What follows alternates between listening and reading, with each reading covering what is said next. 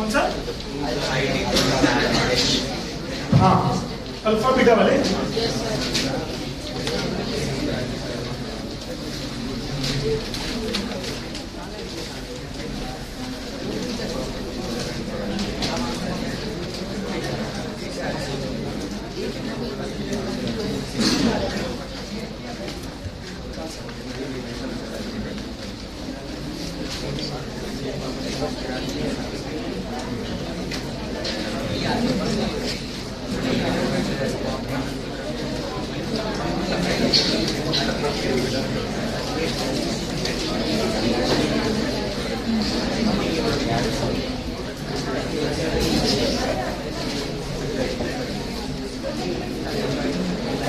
चलिए तो चलो क्वेश्चन नंबर 2 देखो आज के पेपर का। ये आज का मुझे तगड़ा नहीं, आज तो नया टीपीएस नहीं होगा ना, कल वाले बचा हुआ ना बीमार। तो क्वेश्चन नंबर 2 देखो सब लोग। क्वेश्चन नंबर 2 सबसे पहले बात तो स्कूल टीचर्स का बहुत ही फेवरेट क्वेश्चन। अगर टीचर अच्छे से आपको एग्जाम में टेस्ट करना चाहेंगे तो ऐसे क्वेश्चन आते हैं एग्जाम में। कौन सा? ये जो है, आप इस क्वेश्चन को देखो, एक बात समझो। इस बार ना एंगल्स दिए भी है नहीं भी दिए, समझ में आ रहा दिए हैं कि नहीं दिए। At a point of the level ground, the angle of elevation of the vertical car is found to be such that its tangent is 5/12. इधर देखिए, ये एक वर्टिकल कार हो गया, ये एक पॉइंट हो गया, एक पॉइंट हो गया, एक यहां से एक एंगल है। This is so called angle of elevation. क्या दिया हुआ है? Angle of elevation. At a point on the level ground, the angle of elevation of the vertical tower is found to be such that its tangent is 5/12. Tan theta का value कितना आ गया है? 5/12। ये जितना मैंने रेड कलर से underline किया, यानी इस बार थीटा का वैल्यू नहीं दिया हुआ है 30 डिग्री, 45 डिग्री, 60 डिग्री, कोई वैल्यू नहीं दिया, लेकिन क्या दे दिया उसका वैल्यू ही दे दिया। tan थीटा का वैल्यू दे दिया 5/12, क्योंकि आपको एंगल से मतलब होता है कि tan की वैल्यू से मतलब होता है, आपको तो tan की वैल्यू से मतलब होता है। उन्होंने सीधा क्या दे दिया, उन्होंने tan का वैल्यू।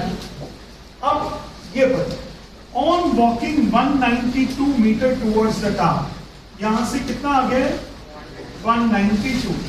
फिर यहां से देखा था tangent of the angle, the tangent of the angle, इस एंगल को फाइव ले लूं क्या? तो tan फाइव का वैल्यू कितना दिया हुआ है? 3/5। Find the height of the tower.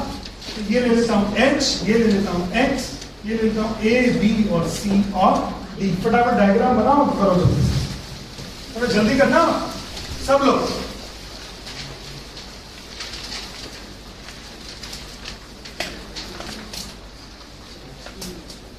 Diagram बनाइए और जल्दी से कर डालिए।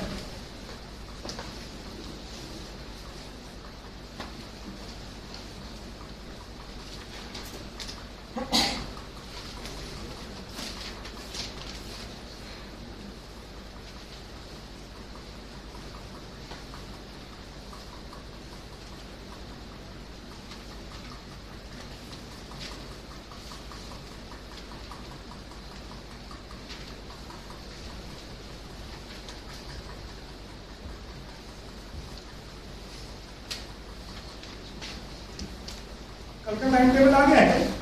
Yes, sir. आ गया है? टेस्ट का क्या टाइम है? 11:50 to 12:30. 12:30। ओके, 75 मिनट्स का टेस्ट है। ये एप्लीकेशन ऑफ ट्रिग्नोमेट्री टॉपिक नहीं आया क्या उस पर सर? हाँ, कहीं से भी आया, उसमें क्या है? मेन एनसीईआरटी से आया। हाँ,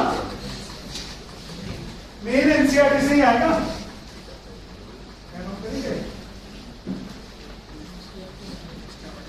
यार सब गर्ल्स अपनी अपनी चेयर्स को लेफ्ट में शिफ्ट, राइट में शिफ्ट करो ना यार। सब गर्ल्स अपनी अपनी चेयर्स को राइट में शिफ्ट करो, जीरो स्पेस करो राइट में, बिल्कुल राइट राइट राइट। और करो और करो और करो, बिल्कुल दरवाजे के उस पार कर दो कर दो कर दो कर दो कर दो। चलो बेटा आगे। अरे एक लाइन पीछे हो जाती है ना, बहुत ज्यादा है, फिर पीछे वो लोग मस्ती करने लगते हैं, लाइन ही करते हैं वो। चल बेटा,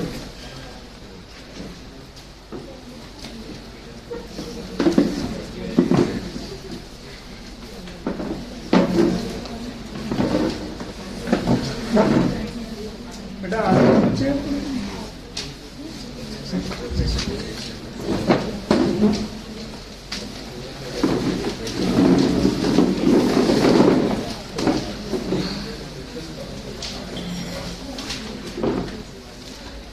क्या बेटा आगे का क्वेश्चन बनेगा क्या? देखो मैं भी करके बता रहा हूं। सबसे पहले देखो in triangle DCA, triangle DCA tan theta, in triangle DCA tan theta is equal to h upon 192 plus x। कितने लोगों को ये बात समझ में आ गई? tan theta is equal to h upon 192 plus x।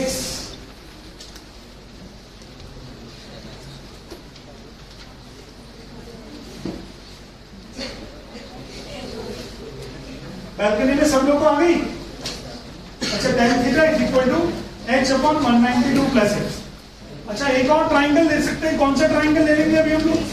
DCB। वहां क्या लगाओगे? tan phi is equal to h upon x। सही दिखा क्या? देख लीजिए, tan phi is equal to h upon x। tan phi is equal to h upon x। हाँ, sir 10 का मतलब से परपेंडिकुलर बेस होता है, तो सर 5 परपेंडिकुलर नहीं हो जाएगा? tan थीटा का मतलब परपेंडिकुलर अपॉन बेस। तो परपेंडिकुलर हो गया साइंटिफिकली ये, और बेस हो गया भाई साहब ये। सो 5/12 तो अभी लेंगे, वैल्यू डालेंगे। ये वैल्यू डाल देता हूँ। tan थीटा की वैल्यू कितनी है? 5/12 is equal to h upon 192 plus x। तो 5 into 192 देखना कितना हो गया? 8540। 960 plus 5x is equal to 12x। हो गया कि नहीं? अच्छा, tan 5 की वैल्यू कितनी है? 3/4। तो क्या 3x is equal to 4h? x का वैल्यू कितना हो गया? 4h/3। और x का वैल्यू यहां डाल दीजिए अब आप। 960 plus 5x is equal to था 12h। तो ये हो जाएगा 960 प्लस 5। x का वैल्यू बोलो कितना है? 4h/3। हाँ,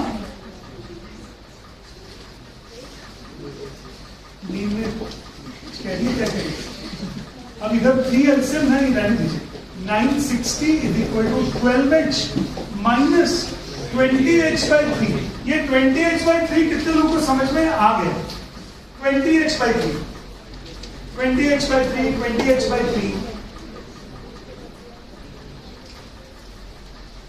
इसकी वाली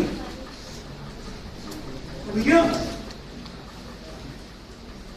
हाँ मेरे फ्रेंड आगे आते हैं, बहुत सारी जगह।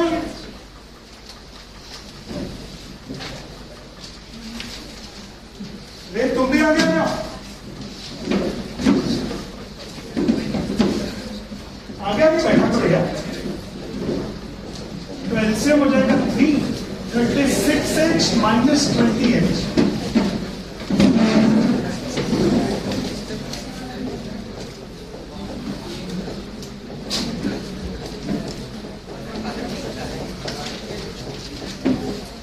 क्या h का वैल्यू 180 मीटर आया है क्या?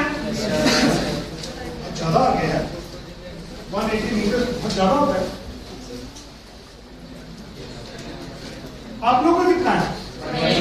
आंसर दिए? वो भी 180 मीटर है। चलो फिर कॉपी करो।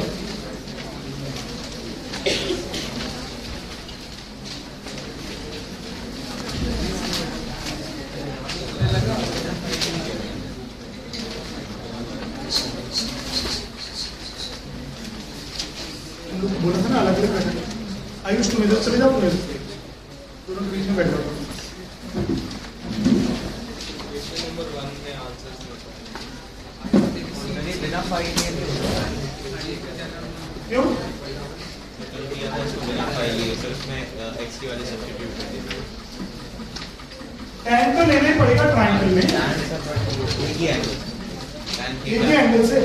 tan दिखाने का मतलब बता दूंगा काम करना। आंसर आ गया था।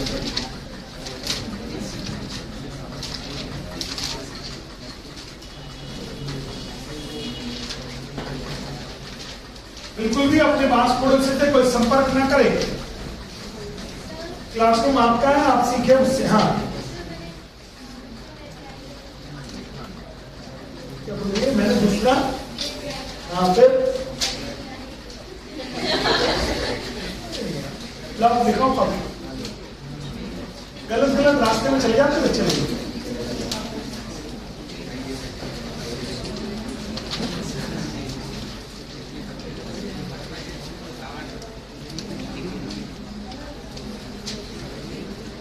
धन्यवाद।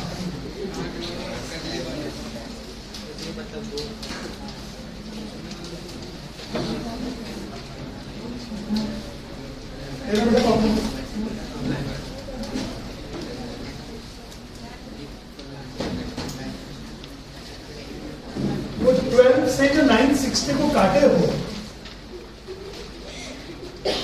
तो 12 दोनों के लिए 960 के लिए अकेला कैसे काट दिया आपने?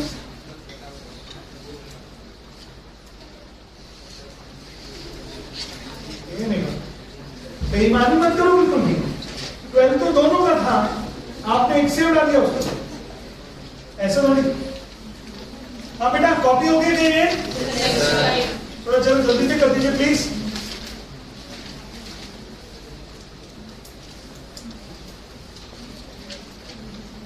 यार अक्टूबर अबाउट टू फिनिश है, तो अब आपको अपने आप को 10th क्लास के स्टूडेंट नहीं समझना चाहिए। आप 10th से तो आगे निकल रहे हो ना धीरे धीरे। 10th कंप्लीट कर लोगे, नो डाउट, ये बात सही है, लेकिन आपका मेंटल एज बढ़ गया है काफी है। तो अब आप ऐसे छोटे छोटे मिस्टेक्स ना करें जो हम लोग कोविड से सर्वाइव करके कर रहे थे। अब तो गई बात हो, तो पुरानी होगी बात। तो अब आप लोग बड़े हो गए हो रिलेटिवली। आपके एफर्ट्स में दिखने चाहिए, आपके सिंसियरिटी में दिखनी चाहिए, आपका अचीवमेंट में दिखना चाहिए। ऐसा बिहेव मत करो जैसे अप्रैल में आए थे आप लोग। अब तो ऐसा बिहेव करो कि नेक्स्ट अप्रैल में कैसा होना चाहिए आप।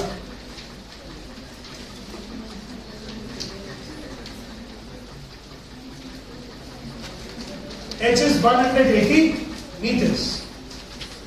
कोई डाउट हो तो बता दीजिए। अच्छा, क्या ऐसा लग रहा था क्या जब ऊपर ही H और X में 2 वेरिएबल आगे थे, तो ऊपर ही समझ में आ गया था कि सर H और X को सॉल्व करने के लिए 2 इक्वेशन बनेंगे, हम सॉल्व कर लेंगे। तो H और X में 2 इक्वेशन बन गया, आपने सॉल्व कर दिया। कितने दिन से कर रहे हो आप ये काम? लीनियर इक्वेशन इन 2 वेरिएबल में भी किया आपने ये काम। आपने AP में भी यही किया, A और D को सॉल्व करते थे आप लोग। कोई भी इक्वेशन बनते थे तो you simply solve A and D। और यहां आपने किसका कर दिया? H और X। You are again solving 2 variables. अच्छा क्वेश्चन आ गया चलो। अच्छा, अगर X की वैल्यू की जरूरत हो तो वो भी निकाल दीजिए, कितना होगा? X की वैल्यू है कितना? 4h/3। X का वैल्यू है 4h/3, तो X का वैल्यू भी निकाल दीजिए, H का वैल्यू पुट कर दीजिए। Just put the value of H, get the value of X.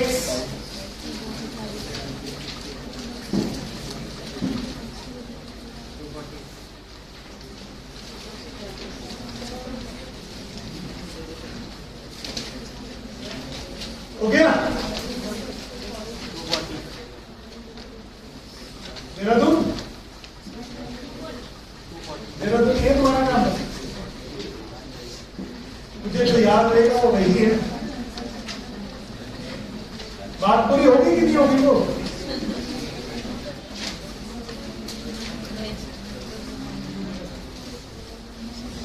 चले फिर क्वेश्चन नंबर 2 हो गया। तो चलो लिखो अपनी कॉपीज में concept of shadow. Concept of shadow. Concept of shadow. Shadow मतलब परछाई, छाया है ना, शेडो।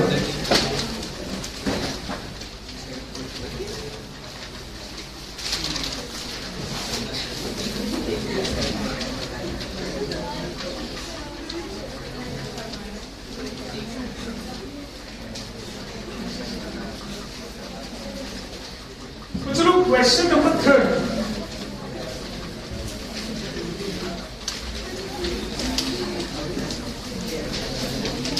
देखो सब लोग, the shadow of the vertical tower stands level on the level ground increases by 10 meters when the altitude of the sun changes from the angle of elevation of 45 degree to 30 degree. The height of the tower correct to one place of the decimal. तो चलो question देखो, बहुत अच्छा question है। क्या बोल रहा है क्वेश्चन? ये बोल रहा है सर एक टावर है, ये हो गया टावर, ये क्या हो गया टावर, और मैं चलो सन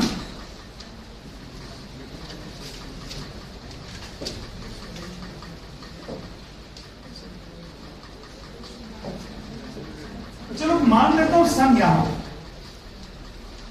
ठीक है। तो जब सन यहां पर होगा तो क्या सन की रोशनी ऐसे ऐसे करके जा रही होगी, लेकिन ये टावर रोक लेता होगा, तो टावर सन की रोशनी यहां से चालू होती होगी, तो यहां तक क्या इस टावर की शेडो मानी जाएगी? यहां तक इस टावर की क्या मानी जाएगी? शेडो। शेडो क्या होती है कि जहां पे लाइट ना पहुंच पा रही है, जहां पे लाइट ना पहुंच पा रही है उसको क्या बोलते हैं हम लोग? शेडो। बोलो आ रहा है क्या मेरी बात समझ में? शेडो ऑफ द, ये shadow of the tower. Shadow of the tower हो गया। पहली बात तो उन्होंने बोला कि sir angle of elevation of the sun कितना था? 45 डिग्री। लेकिन टावर की पोजीशन भले ही वही रहती है, लेकिन रिलेटिवली सन की पोजीशन तो चेंज होती है। सन जो है वो सन की पोजीशन हो गई ऐसे। अब अगर सन की पोजीशन ऐसी हो गई तो रोशनी अब ऐसे जाने लगी, तो क्या शेडो अब इतनी बड़ी हो गई क्या? और ये एंगल ऑफ एलिवेशन कितना हो गया? 30 डिग्री। और दिया हुआ है कि शेडो जो थी ना 10 मीटर बढ़ गई। शेडो कितने मीटर बढ़ गई? 10 metre. Shadow increases by 10 metre. इस डायग्राम को फिर दोबारा से देखिए, एक बार और सिखा दूं, सब लोग देखिए कभी डायग्राम, फिर दोबारा से देखिए। अब थोड़ा छोटा बनाऊंगा डायग्राम। ये हो गया सन, तो बच्चों ये रोशनी गया और ये हो गया शेडो। ये एंगल ऑफ एलिवेशन कितना हो गया? 45 डिग्री। सन की रिलेटिव पोजीशन चेंज हुई तो शेडो ऐसे आ गई, और इस बार जो शेडो हो गई वो 30 डिग्री एंगल पर बनती है। और ये this is the length of the shadow that has been increased. This is the increased length of the shadow. ये क्या थी? Increased length of the shadow. This is the increased length of the shadow. अब increase length of the shadow में ये तो हो गया है h, और ये कितना हो गया है 10, और यहां से यहां तक कितना मान लेता हूं? x। पहले ये बताओ डायग्राम समझ में आया कि नहीं है? ये ऐसा मत समझना टावर की छत पे फुग्गे बंधे हैं कि बैलून अंदर बांध रखे हैं और हवा में उड़ रहे हैं, ऐसा नहीं है। ये क्या है? रिलेटिवली पोजीशन ऑफ सन। मैंने शेडो बनाने की कोशिश करी। शेडो के लिए लाइट जरूरी है, तो मैंने वो लाइट बना के आपको शेडो बनाया। अब एक और क्वेश्चन पढ़ो। The shadow of the vertical tower on the level ground increases by 10 meter. Shadow पहले इतनी थी, लेकिन अभी इतनी और बढ़ गई। क्यों बढ़ गई? उन्होंने बोला when the altitude of the sun changes from an angle of 45 to 30. पहला एंगल ऑफ एलिवेशन सन का था 45 डिग्री, लेकिन अभी कितना हो गया? 30 डिग्री। अब अगर डायग्राम क्लियर हो गया है, क्या आप h और x का वैल्यू निकाल सकते हो? निकालो जल्दी। Come on. Get me the value of h and x. Hurry up. Get me the value of h and x.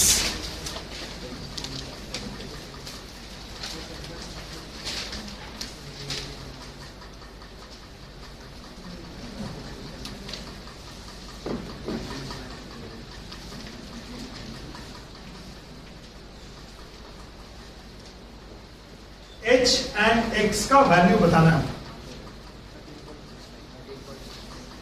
देख लेते हो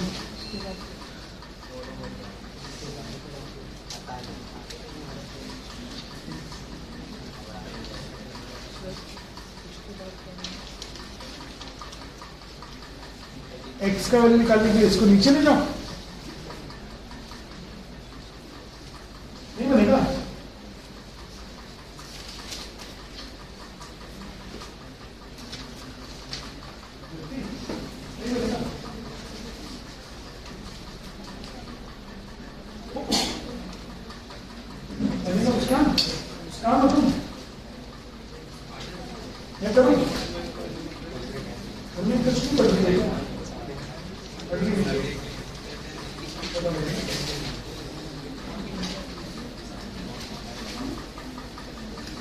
नहीं बनेगा, करोगे?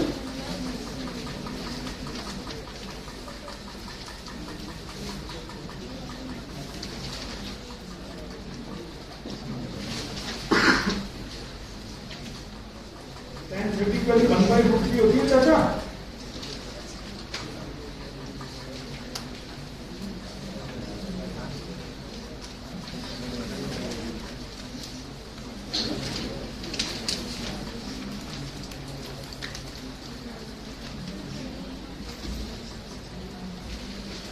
देखो सबसे पहले ले लेंगे tan 45।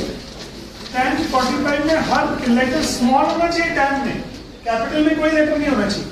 tan 45 is equal to h upon x, तो 1 is equal to h upon x, तो x is equal to कितना हो गया h, x is equal to कितना हो गया h। अब आपको निकालना है h, तो आपने लेके बड़े वाले ट्राइंगल में tan 30, तो tan 30 हो गया h upon x plus 10।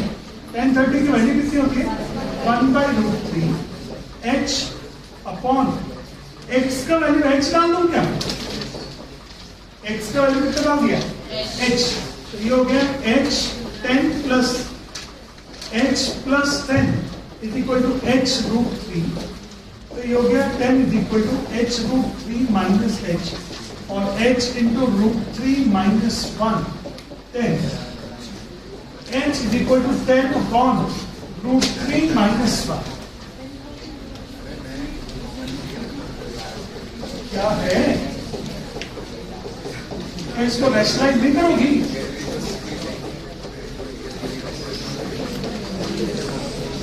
Ten into √3 plus 1 upon नीचे कितना हो जाएगा 2, 5 इंटू 1.73 प्लस 1, 5 इंटू 2.73 मल्टीप्लाई कर दो कितना है 13.65। कितने लोग को बन गया था पहले भी, गुड। बाकी लोग जरा कॉपी कर लीजिए अगर आपको जरूरत लग रही है, ठीक है। 13.65 या 13.66 अप्रोक्सीमेटली चलेगा।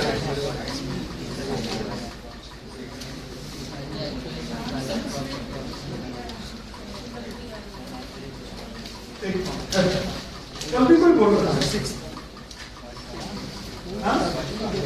अभी भी नहीं आ रहा आंसर तो आ रहा है वो एग्जैक्टली हाफ है।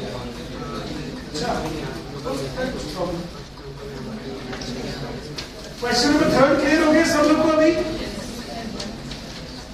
एक्चुअली पहले मुझे वो क्वेश्चन कराने हैं जो कल एग्जाम में आने हैं, पहले वो क्वेश्चन कराने क्योंकि पेपर में बना चुका हूँ, तो इस वजह से अभी जरूरी है कि वो क्वेश्चन पहले करा दूं जो आने हैं।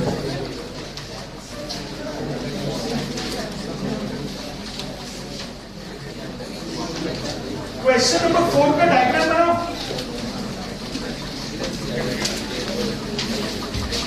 फोर का सिर्फ डायग्राम बनाना है, सॉल्व नहीं करना है।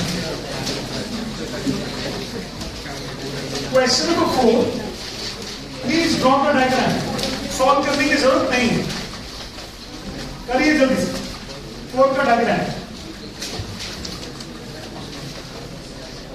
क्वेश्चन नंबर 4 का डायग्राम ठीक हो।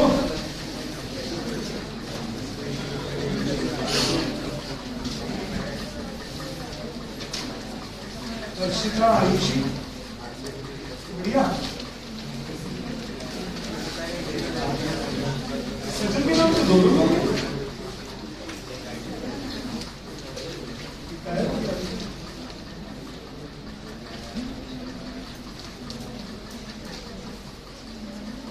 डायग्राम बनाओ ना जल्दी से, बन गया? स्टोरी बनेगा, बनाओ जल्दी से।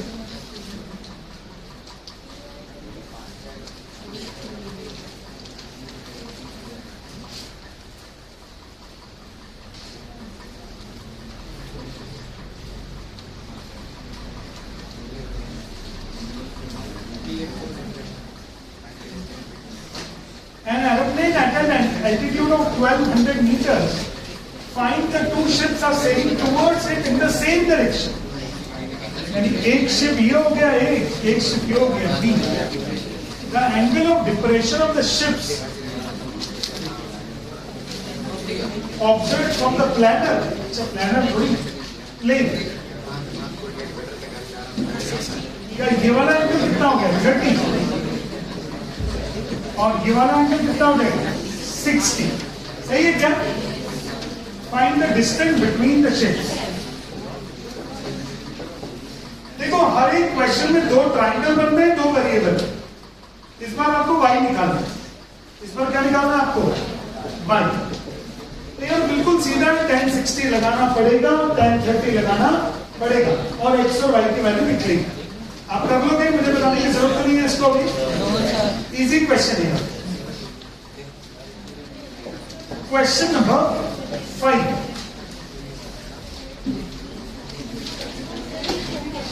मैंने कब कराया? 5th. मुझे आज ही बनना है, तो आज ही पढ़ा है मैंने इसको. घर में पढ़ के आता हूँ ना. लगता है सर एनसीईआरटी का बुक. देख लीजिए एक बार क्वेश्चन को डायग्राम बनाइए जल्दी से. क्वेश्चन का डायग्राम बनाइए जल्दी से.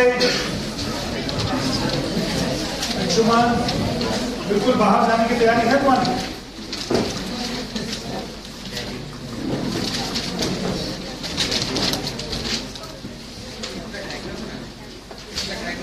ना तेरा डायग्राम.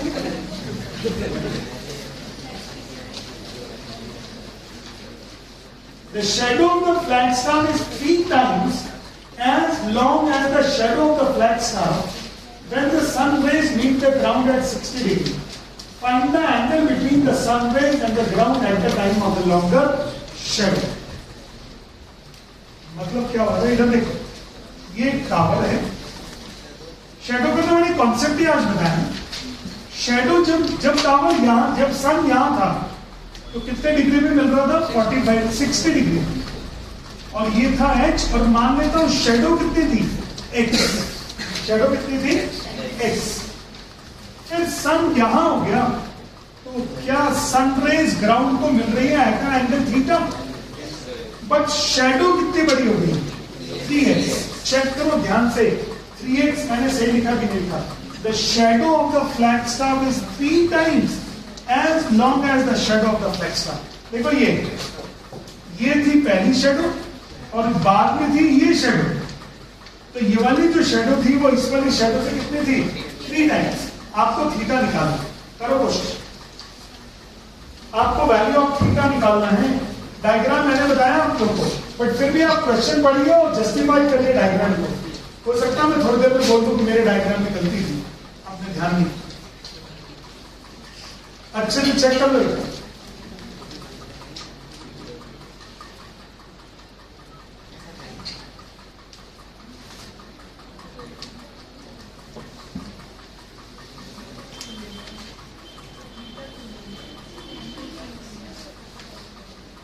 अब क्वेश्चन बढ़िया निकालना क्या है आपको.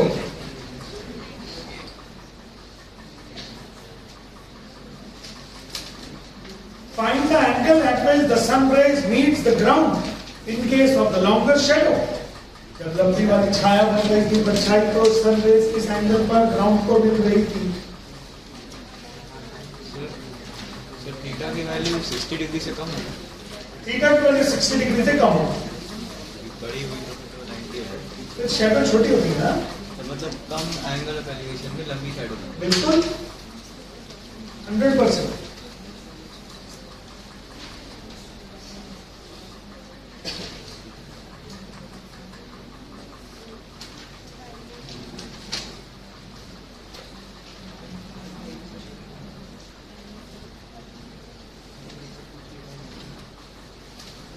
कॉपी पे करने से बनेगा, खाली घूरने से ना बनेगा।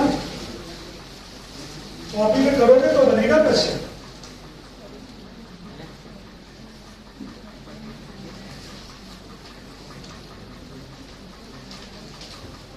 सर्कल एक्स इसलिए ताकि आप ये हाइट एंड डिस्टेंस को प्रिपेयर कर लें एप्लीकेशन ऑफ ट्रिग्नोमेट्री।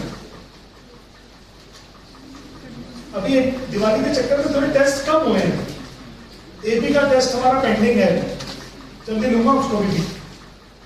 जब भी एपी का टेस्ट आएगा एप्लीकेशन ऑफ ट्रिग्नोमेट्री संज्ञा आएगा। संज्ञा मतलब 7 वही 30 डिग्री देख लो एक बार कर सब लोग नहीं बनता।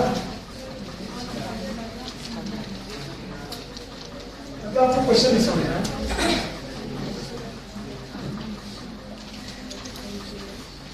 एक फ्लैग स्टाफ की शेडो 3 टाइम्स है उस शेडो से जब एंगल ऑफ एलिवेशन 45 था ना 60 था।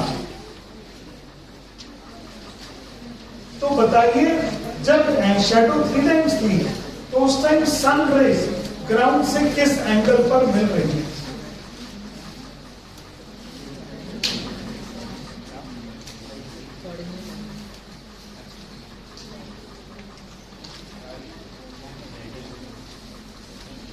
जोशी जी बना के नहीं?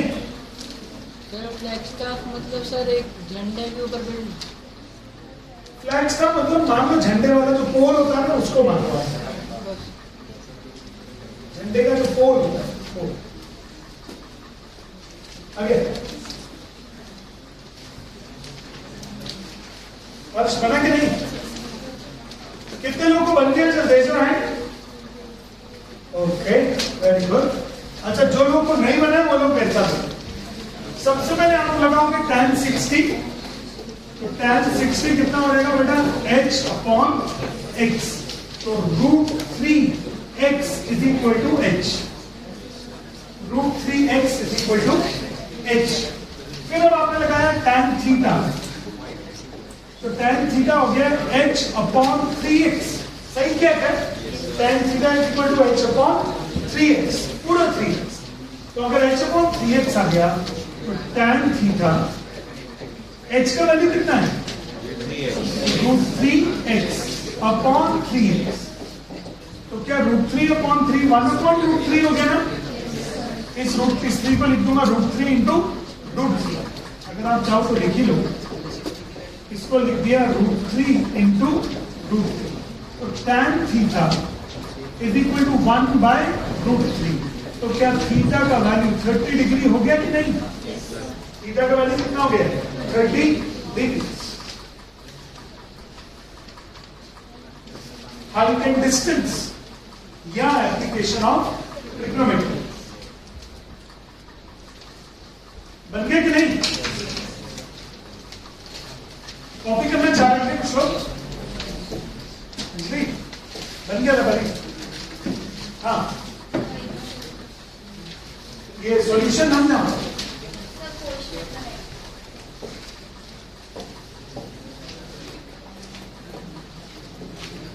क्वेश्चन का डायग्राम।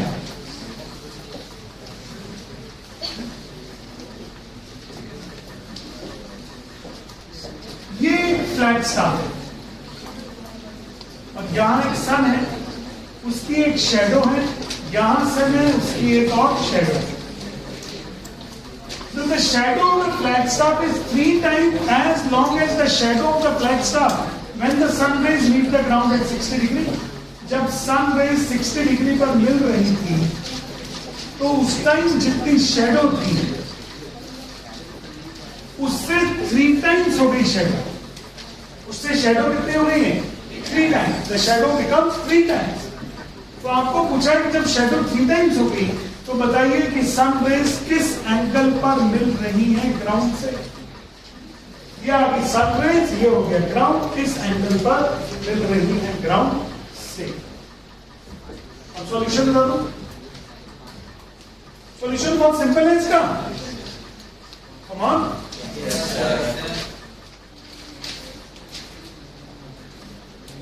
जब में आया समझ के नहीं आया, कोई डाउट है? चले भी आगे। अच्छा, क्वेश्चन नंबर 6 तो हो गया ना कल हमारा, नहीं हुआ क्या? अच्छा, क्वेश्चन नंबर 6 का डायग्राम बना देता हूं बस, कल आएगा ये क्वेश्चन भी।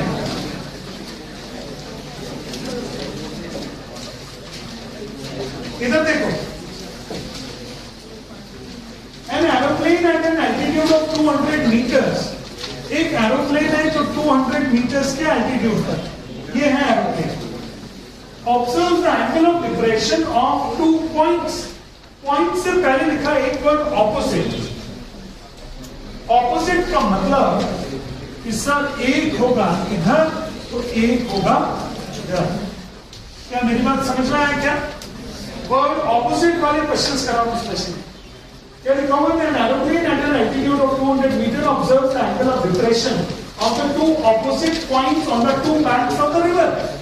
ये रिवर है, इधर देखो, ये रिवर है, और यहां पे बोल रहा है कि एक बार इस वाले पॉइंट को देख रहा है, एक बार इसको देख रहा है। एंगल ऑफ डिप्रेशन कितना था? एक जगह 45 डिग्री और एक जगह कितना हो गया 60 degree.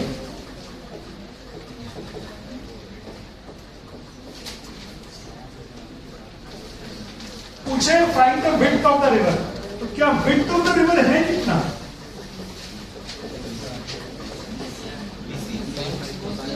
Width of the river है, ये कौन सा पॉइंट है? कौन है?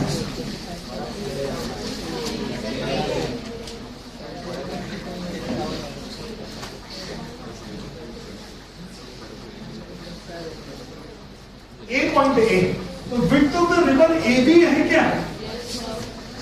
तो एक काम करोगे, पहले बी क्यू निकाल दोगे इस ट्राइंगल में, और फिर इस ट्राइंगल में क्यू ए निकाल दोगे, दोनों को ऐड कर दोगे, ए क्यू प्लस बी। कॉपी करेंगे diagram. Question number 6 opposite sides वाला क्वेश्चन था, इसलिए कराया special. Opposite sides,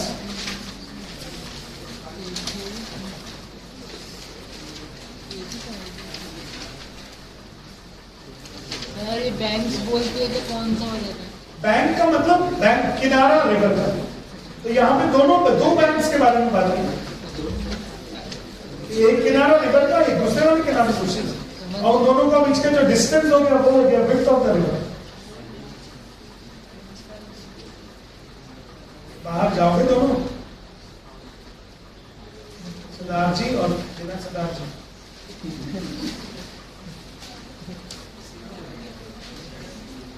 army school वाले मेरे बहुत अच्छे पोटेंशियल कैंडिडेट्स हैं, लेकिन डिसिप्लिन नहीं है, जबकि सबसे ज्यादा डिसिप्लिन होनी चाहिए आर्मी वाले, लेकिन क्या मालूम सर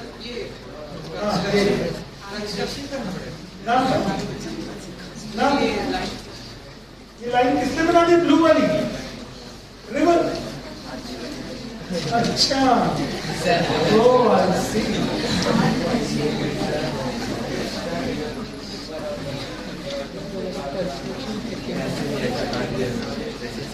अभी बताइए दोबारा से, अगर ये रिवर ना भी बनाए तो चलेगा, हमें कोई फर्क नहीं पड़ता।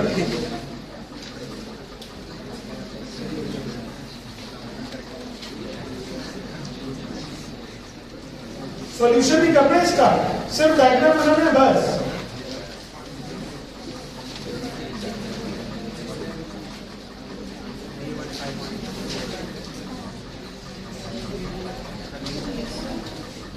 नहीं सुने आदिश?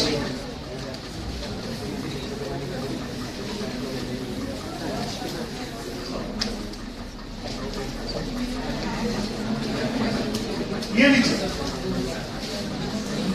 ये एक रिवर, ये हो गया एक बैंक ए, ये हो गया दूसरा बैंक बी, ये एरोप्लेन 200 मीटर्स की हाइट पर इस बैंक को देख रहा है, इस बैंक को देख रहा है।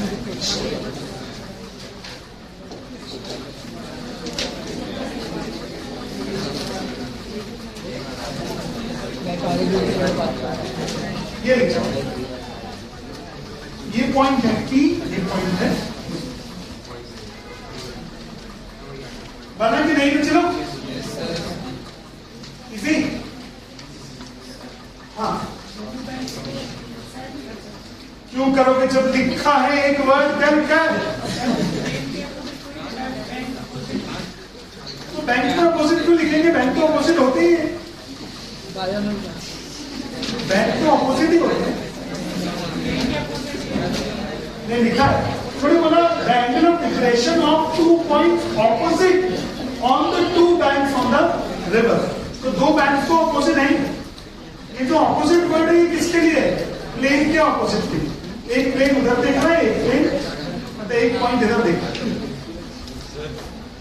हाँ, पहले गलती से वैसा वाला डायग्राम बना लिया सर, तो उसमें और करेक्ट आंसर में सर सिर्फ साइन का डिफरेंस है, बस नेगेटिव वैल्यू आ रही है, पॉजिटिव वैल्यू है। अब कर लोगे कि मैं करूं उसमें?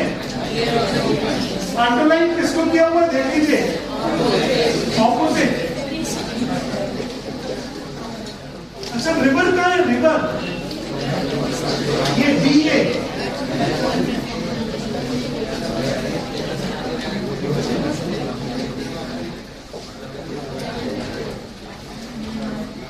सेवन हम बुक से कर चुके।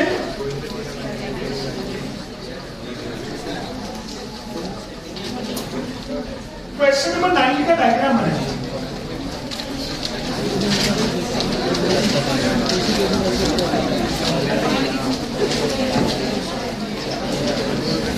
बेटा बॉयज एंड गर्ल्स प्लीज बात ना करें।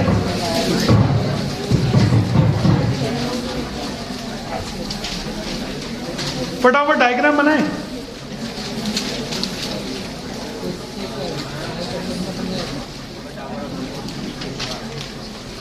जल्दी से डायग्राम बनाए।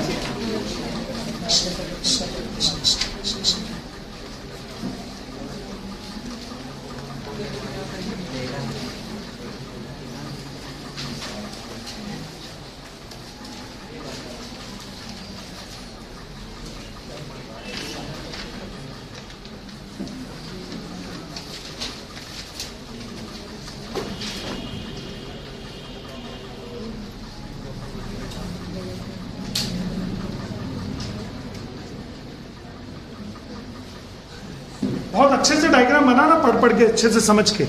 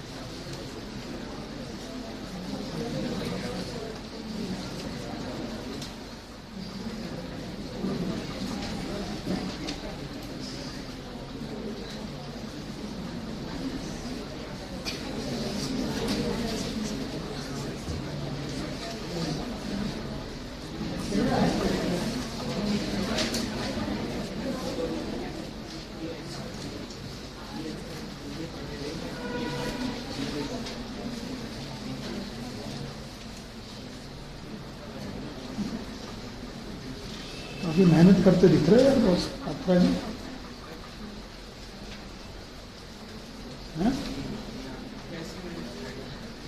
बिल्कुल उजाड़ दिमाग, नो स्टडी नो कंफ्यूजन। एक पॉइंट तेरा दिख नहीं रहा मुझे, तेरा पढ़ने में मन लग रहा।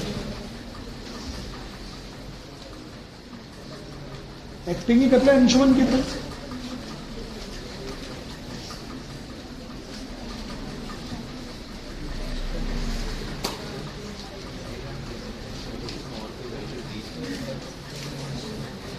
देखो क्वेश्चन है तो सॉल्यूशन भी है। देखो मैं करके बताता हूं, जब देखो the elevation of the top Q of the vertical tower PQ. इससे क्या पता लग रहा है? यानी एक टावर है PQ और टॉप कौन है? Q. और एक पॉइंट है from a point X on the ground, the angle of elevation of the Q is 60 degree. क्या यही दिया हुआ है क्या? पहला, the angle of elevation of the top Q of the vertical tower PQ from a point X on the ground is 60 degrees. From a point Y 40 meter vertically above X. यानी एक point Y है X से 40 metre ऊपर. कितने metre ऊपर? 40 metre ऊपर. From a point Y, the 40 meters vertically above X, the angle of elevation of the top of Q is found to be 45 degree. अब बोलो, समझ में आया कि नहीं आया? तो ये 40 है, तो ये भी कितना हो गया? 40. ये चुटकू मान लेता हूं X और ये कितना मान लेता हूं? X. डायग्राम बनाओ फटाफट जल्दी से. आपको बनना चाहिए था खुद ये डायग्राम. कितने लोग का सही बन गया डायग्राम? Very good. बाकी लोग बनाइए प्लीज जल्दी से.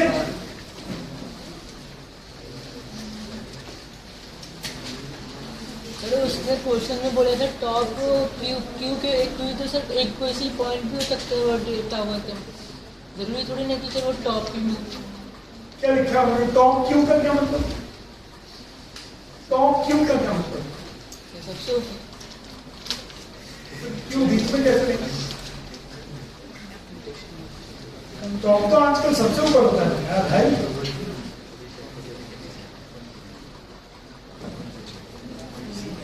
सीधी बैठो, सीधी सीधी, ज्यादा चक्कर में ना पड़ो.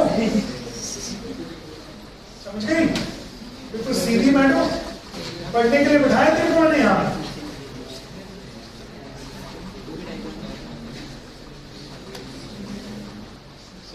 हाँ सर हमें X Y is shorter than P Q इसीलिए पता है क्योंकि उसमें सर एक जगह लिखा है angle of elevation of the top Q from Y. हाँ बिल्कुल. सर अगर ये क्यू और वाई स्विच होते तो एक्स वाई लंबा हो जाता. बिल्कुल वही तो बात बता. गलतियां कर रहे हैं बहुत इस उम्र में. समझ रहे हैं?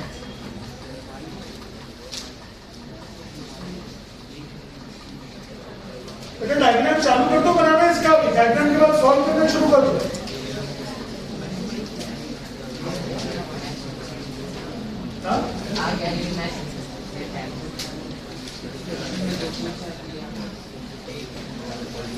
देखो आंसर मैच ना करने की पॉसिबिलिटी हो सकती है क्योंकि ऑफिस में बनता है डीपीएस क्वेश्चन तो कॉपी कर लेते हैं, आंसर उनको पता चलता कहाँ है इसका. सर एक्स वाई 40 से तो गिवन है तो टीपी 40 कर दिया. क्योंकि बेटा जब x से और y से दोनों ये X T Y P X T P Y एक वो नहीं बन गया क्या? रेक्टेंगल वाई टी पी के टी एक्स. तो सर देखने से लग रहा है सर ऐसा तो दिया थोड़ी ना. अच्छा सुन ध्यान से. क्या लाइन वाई टी दी है कि हमने बनाई? सर हमने बनाई. हमने कैसे बनाई होगी? पैरेलल टू एक्सपी बनाई होगी क्योंकि हॉरिजॉन्टल मिशन. फिर दूसरी बात क्या Y axis parallel to TP भी होगा? यस सर समझ गए.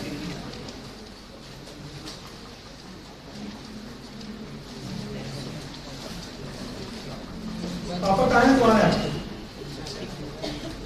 सर राजस्थान नहीं सर आए हुए घर पे. घर पे आए हुए? कब जाएंगे वापस? नवंबर लास्ट.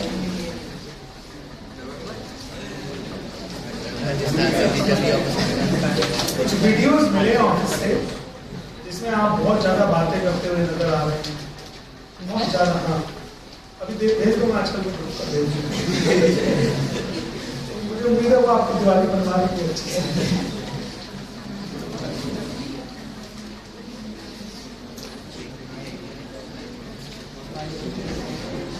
क्या एक बार 10:45 लगाओगे तो h अपॉन वाई टी हो जाएगा या वाई टी की वैल्यू भी x हो जाएगी? देखो इसके डायग्राम को एक बार और देख लो, कुछ लोग बहुत परेशान हो गए डायग्राम। इस डायग्राम तो समझ में नहीं आ रहा सर। इधर देखो, ये हो गया टाप पी क्यू और ये पॉइंट x, यहां से इसका एंगल ऑफ एलिवेशन है 60 डिग्री। अब यहां से 40 मीटर ऊपर एक पॉइंट है y, तो यहां से जब नॉर्मल विजन देखेंगे तो इसका पैरेलल ही देखेंगे ना, और यहां से इसका एंगल ऑफ एलिवेशन कितना हो गया? 45 डिग्री।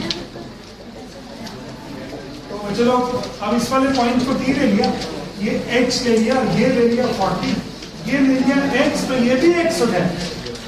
तो सबसे पहले tan 45, क्या आपको ट्राइंगल मेंशन करना पड़ेगा? बिना ट्राइंगल मेंशन किए मत करना इसको। In triangle QTY tan 45 is equal to h upon x, तो tan 45 की value 1 is equal to h upon x, तो x is equal to h हो गया क्या? h is equal to x, h is equal to x। अच्छा, फिर in triangle QXP, in triangle QXP tan 60 is equal to QP upon XP। देखो ध्यान से, इन triangle QXP tan 60 is equal to QP upon XP। तो tan 60 की तो value होगी √3 h plus 40 upon x, सही लिखा गया। और x की वैल्यू कितनी डाल देता हूं? h, तो √3x is equal to h plus 40। यार ये तो सब आप लोग सॉल्व कर लेते होंगे भाई। √3 माइनस 1 इंटू h हो गया। आप एक्सपर्ट हो दो वेरिएबल्स को सॉल्व करने में। कहां पे? ओ आई सी, 40।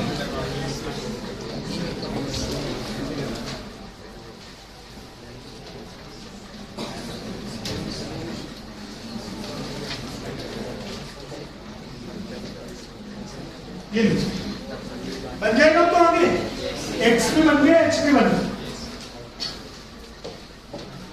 यार काफी अच्छा हो गया आप लोग का ये वाला क्वेश्चन।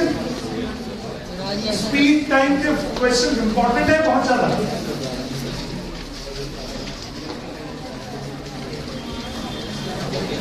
ट्वेल्थ भी कर दिया ना हम लोगों ने, 13 हो गया ना क्या हमारा?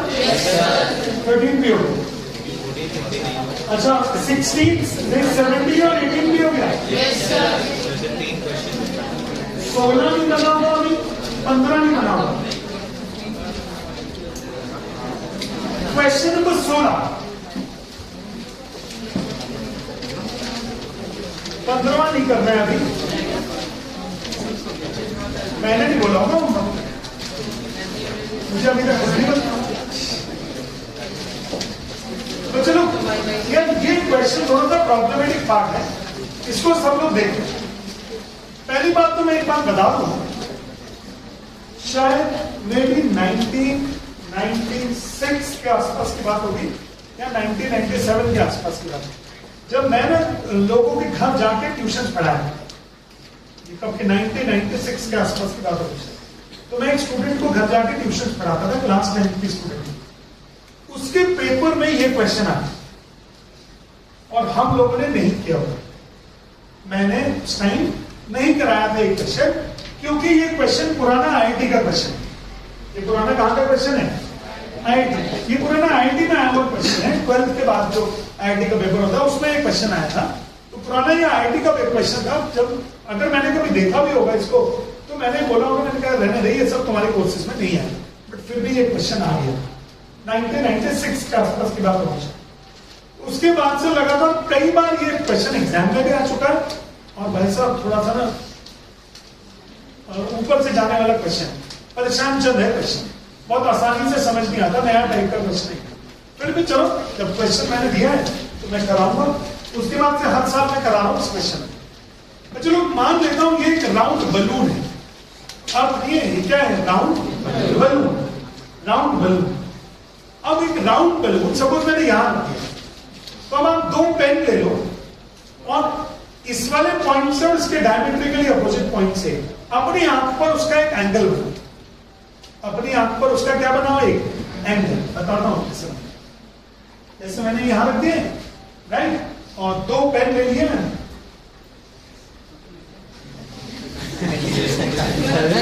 यार इसके पास है सस्टेन, आप ही के कहने से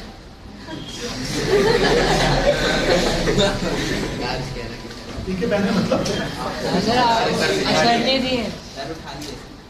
इधर देखो, मैंने क्या किया, इस आर्म से एक पॉइंट को इधर वाले एंड पे डायमीटर को फोकस किया, डायमीटर के एंड को एक पॉइंट पे इधर, क्या हो गया होगा क्या? नहीं। क्यों? ये तो अदिति की तरफ शिफ्ट हो रहा है और ये रुचि शर्मा की तरफ हो गया, लाइफ की तरफ हो गया, धीरे धीरे धीरे सैनिटाइजर की बॉटल की तरफ हो गया, थोड़ा और समझ हो गया भाई, हो गया। तो this is the angle subtended by the balloon eight the eye of the observer. मैं ऑब्जर्वर हूं, this is the angle subtended by the balloon eight the eye of an observer. क्या मेरी बात समझ में आया क्या सब लोग को? इसी तरह से अगर मैं चाहूं तो क्या ये बोर्ड का भी एंगल आ सकता है क्या? Angle subtended by the board at the eye of an observer. पास में जो होगा उसको ज्यादा एंगल आएगा, जो पीछे होगा उसको एंगल कम आएगा। देख लीजिए अच्छे से, समझ में आया कि सब लोगों को?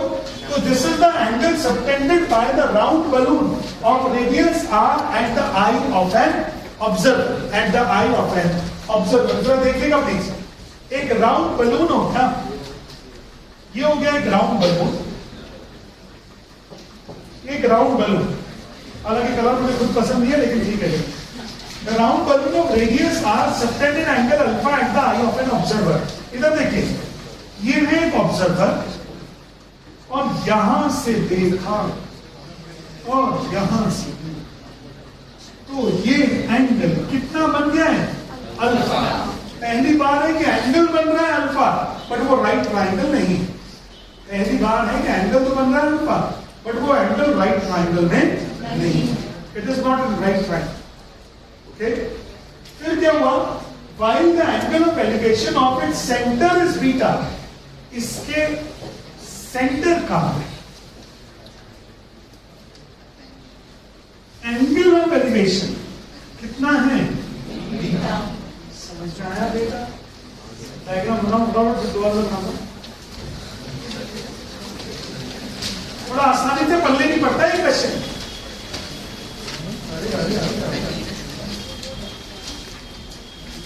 डायग्राम बनाइए, फिर दोबारा से समझाओ। Height of the centre of the balloon का मतलब क्या है?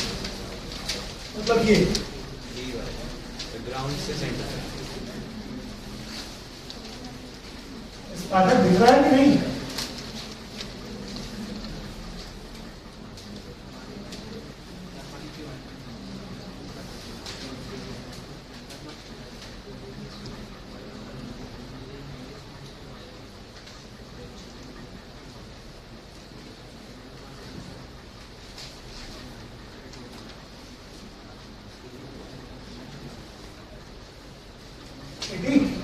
बन रहा कि नहीं? समझ आ गया?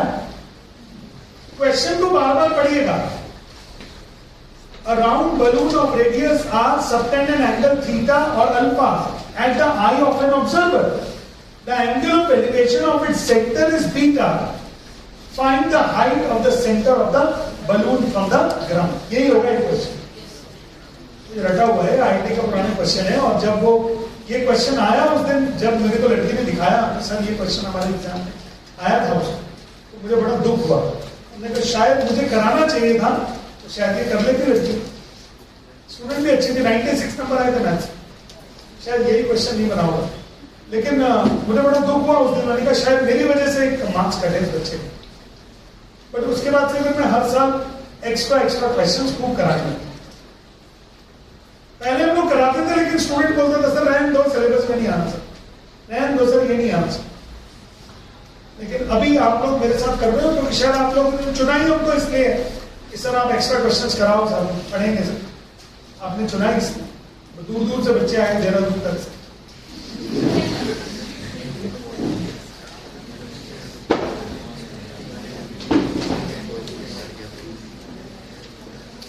A round balloon of radius r subtend an angle alpha at the eye of an observer. Where the angle of elevation of its center is beta. Find the height of the center of the balloon. बेटा मुंह बंद करो बेटा, है खाना नहीं है, रसगुल्ला नहीं है भैया, है मुंह खोल को सिखाओगे इसको।